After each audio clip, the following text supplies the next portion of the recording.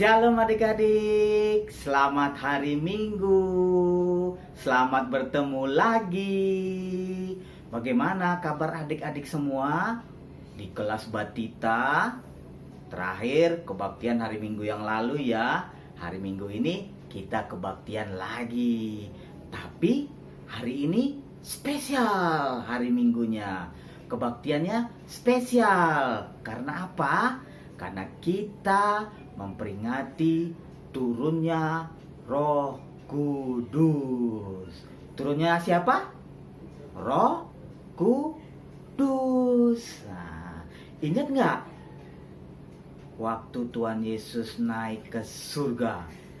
Dia naik ke awan, naik, lalu hilang. Dia bilang apa? Dia akan menurunkan atau mengirimkan penggantinya. Ketika Yesus sudah naik, penggantinya adalah Roh Kudus. Dia turun ke orang-orang pilihannya.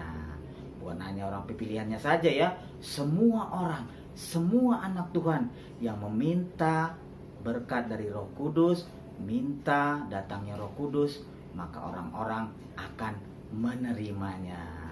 Jadi cerita kita hari ini adalah tentang turunnya Roh Kudus atau Pentakosta, atau lebih tepatnya lagi merayakan turunnya Roh Kudus. Ya, kita dengar sama-sama ya ceritanya. Ketika tiba hari Pentakosta, semua orang percaya berkumpul di satu tempat.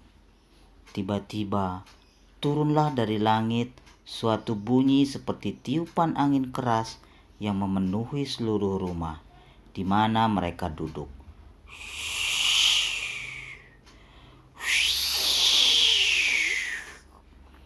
Dan tampaklah kepada mereka lidah-lidah seperti nyala api yang bertebaran dan hinggap pada mereka masing-masing. Maka penuhlah mereka dengan Roh Kudus. Lalu mereka mulai berkata-kata dalam bahasa-bahasa lain, seperti yang diberikan oleh Roh Kudus kepada mereka untuk mengatakannya. Waktu itu, di Yerusalem diam orang-orang Yahudi yang saleh dari segala bangsa di bawah kolong langit.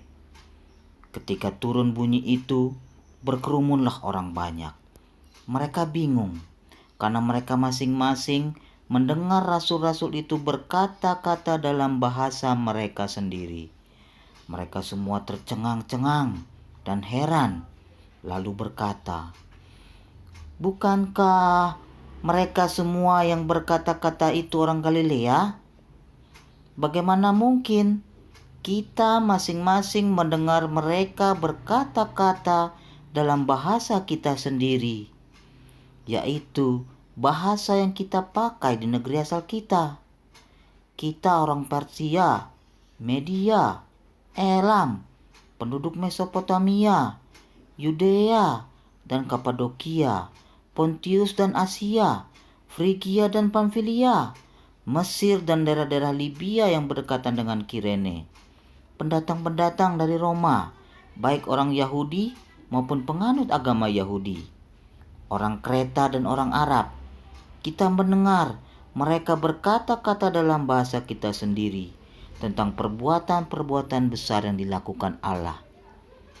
Mereka semuanya tercengang-cengang dan sangat termangu-mangu, sambil berkata seorang kepada yang lain, "Apakah artinya ini?"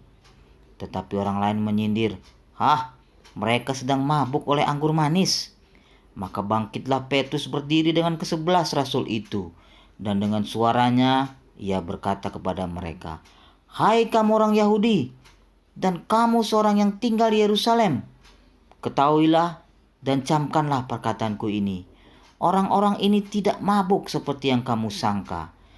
Bagaimana ceritanya tadi adik-adik? Seru nggak?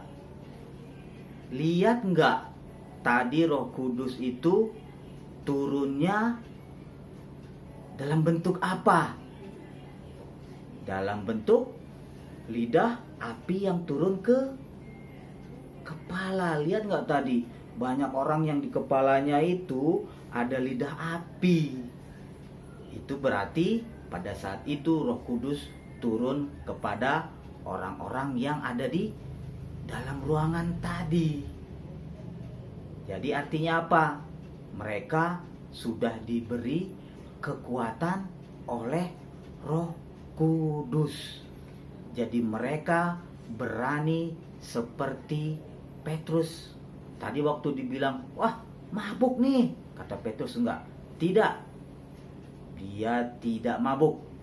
Petrus juga berani menceritakan siapa Tuhan Yesus dan bagaimana akibatnya kalau mengikut Tuhan Yesus.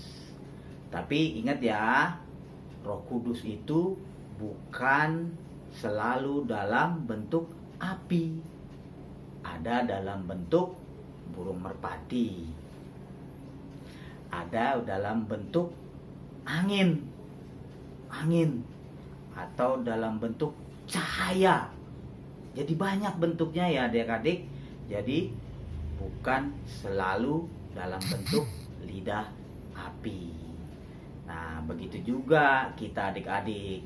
Tahu nggak yang bisa bikin kita bisa berdoa itu siapa? Roh Kudus. Yang bisa bantu kita ngomong, berdoa kepada Tuhan Yesus itu siapa? Roh Kudus.